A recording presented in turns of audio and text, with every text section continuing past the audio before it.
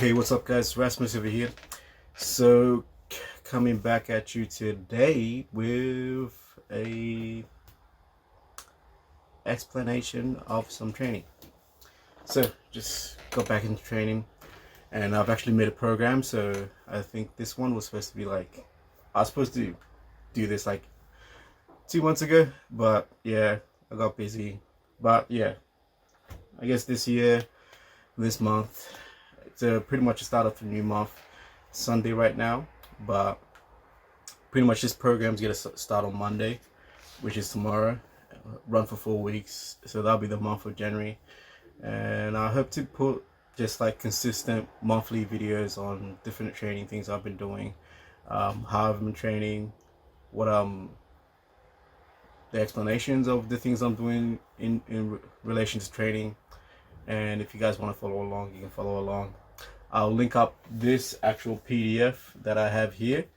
It's not a PDF, sorry, it's an Excel that I have here. I pretty much just made it up myself, just based on things that I know that I've done in the past, things I want to work on. I've looked at other programs, like other gym programs, also like some weightlifting programs, mostly like Olympic lifting.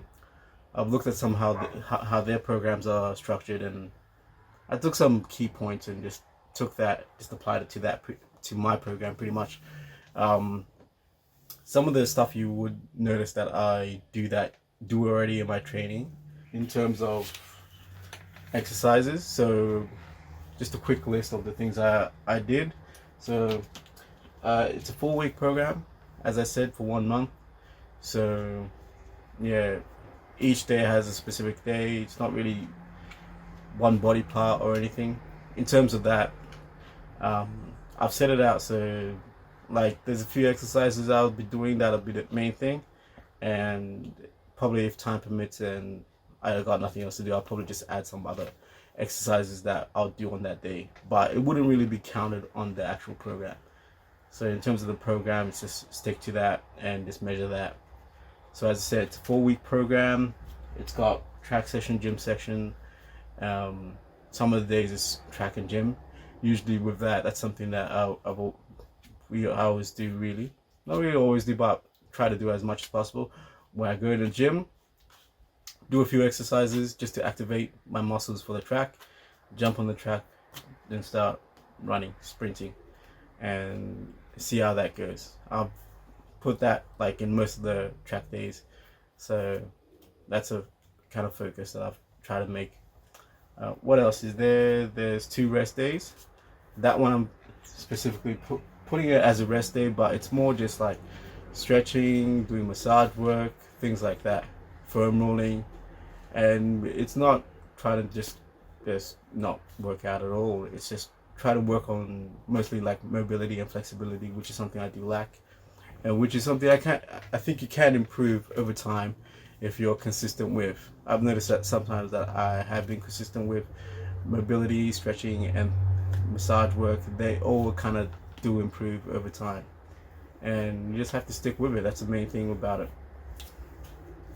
Next part about it, wait before track, I said that. So there is a jump session, which is like it's on the last day of the calendar, which is on a Sunday, but I can do that on a on a Saturday or Sunday, either or. That's usually the times I'd probably do it. But yeah, it depends how I guess resources go, how I can manage my time. I might like chop and change some of the days. Maybe one day I'll do gym instead of doing track, and one day I'll do track instead of doing gym.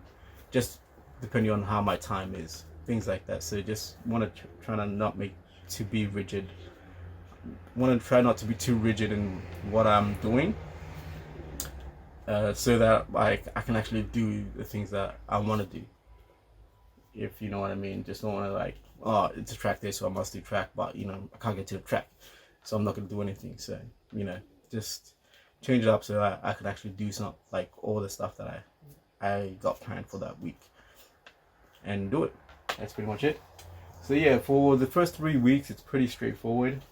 It just goes through my basic lifts, squat, deadlifts. As I said, because there's a few Olympic lifts, those are actually included. There's a lot of front squatting. There's two reasons for that. That's because of the Olympic lifting, and also because I think it's pretty good for me in particular, just because it just makes it easy. For me, it's an easier squat to do in terms of if you're lacking mobility. Front squat's a good thing to start off with, and less strain on your back and everything like that. So yeah, it's a good option, and you can work it in with the Olympic lifts, and it gives you a lot more. I guess it's that catch kind of phase where you're like underneath the bar and you can hold it, so you can get more power out of like your Olympic lifts.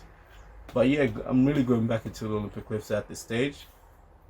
So there's going to be a lot of work that's going to be done on that frontier. So that's good to see. Yeah, as I said, in the 4th week, there's going to be like a testing week. I didn't say that. The 4th week's going to be a testing week. So on that week, I'm just going to test my bench, squat, overhead press, Olympic lift, cleans, pretty much everything. All the things that I've been training, just to see where I'm at. And from then on, I'll probably go every 8 weeks or 12 weeks. I'll probably 12. When I think about it, just because I just don't want to do every 4 weeks and kind of go back to testing, because you don't want to do actually too much. That's what I've read into things in terms of 1 rep max. There's a too narrow window where you can actually make progress, I guess. So that's the thing. So you just want to make it as long as possible, so you don't have to be cramming everything in just so that you can just get a small amount of increase. You want to make it a little bit longer, so you give yourself time to grow and develop and adapt. But yeah, that's most of the main points on it. I'll link this at the bottom of the video. Like, subscribe, all that good stuff, and that's pretty much it, guys. Bye.